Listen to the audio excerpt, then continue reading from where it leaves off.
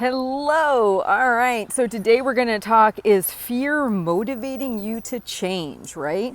So a lot of people right now, whether it's due to the pandemic, being concerned about being in a high risk category for this particular illness, or whether you've gone to see your doctor and you've been labeled pre-diabetic, or whether you just found out you're having a heart issue and your doctor has told you to make some changes, or if you found out you had high blood pressure, the list goes on and on and on.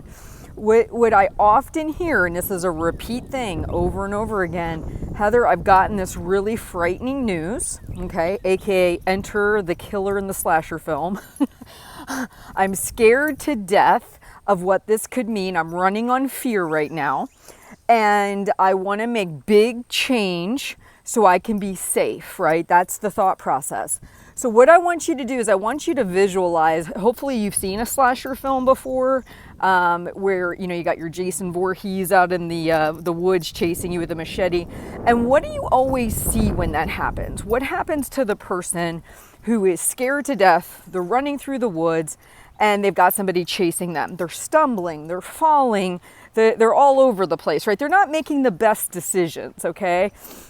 As the audience member, what are we doing? Get out, get off the ground, you know, right? Because what we see is that they're running scared. And that is what happens to people when they get this news. They make these proclamations. That's it. No more fried food. I'm cutting out all carbs. No more sugar. No more fun stuff. This is time to get serious. I am petrified of what is going to happen to me.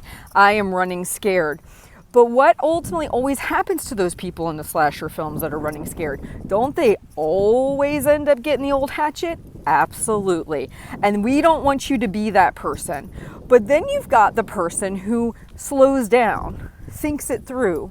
They decide to take a more proactive role. They don't wait for the killer to chase them down. They might say hide out in the house and find a way to surprise the killer so that way they've got the upper hand, right? And that's who we want you to be in this particular horror film. We don't want you running scared. We don't want you being all sloppy and all over the place, falling down over and over and over again. I get these calls from coaching clients. I just got this horrible news from my doctor. Why am I now going through the takeout line and getting fries and burgers when I know that's not going to help me? Because you're running scared.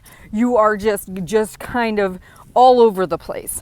Where what I would encourage is for you to go ahead and slow your thinking down and say, okay, if what I'm struggling with right now is due big in part to my lifestyle, the way I eat, the way I move, things of that nature, and or my lifestyle in the sense of I'm in a high risk category group, wouldn't it make sense that I slowly go through my habits and start to change them permanently? So that way, if I get my blood pressure in a good range, if I get my blood sugar in a good range, if I work myself out of this obese category and I actually put myself in a better category for the next pandemic, right? That way I get to stay there. I'm not running scared. I'm not doing crazy things. I'm literally going through one thing at a time and making a positive change. Adding in the vegetables, cutting back on the processed snacks, getting in some more movement, doing simple things systematically to change your lifestyle. That is the person who survives the horror film. That's the person who ends up eventually getting to a better place. But the person who's running scared, letting fear drive the show, is the one that gets killed within the first 10 to 15 minutes. And we don't want that to be you. And I hear these people get so upset with themselves. I have such a big reason why, yet I keep stumbling and falling. I do a couple good days and then I do something to self-sabotage. It's because you're running scared. Fear is not a good motivator. It really isn't. It wakes you up, but then you have to switch to the less fight or flight part of your brain and say, okay, what is it I can do to improve my situation? If this is a lifestyle disease I'm struggling with, which they are, then I need to change my lifestyle permanently, not running around making all these crazy ideas of what I'm going to get out of my life forever just to be back at it within a couple days. I'd rather you take small changes. If you're eating fast food 5 times a week, so you can cut it back to 3 or 4, making small changes over time is going to keep you alive. It's going to get you to the next level. It's going to let you outsmart the killer in the movie, okay? I hope my analogy makes sense. I hope this hits home. Running scared, using fear as the catalyst, and keeping it as the catalyst is not a good idea.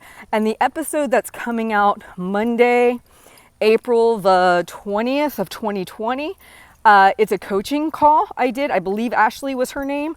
And we spent a lot of time talking about fear not being a good motivator. So when you watch this and you go and check out that show, please hear me say that over and over again.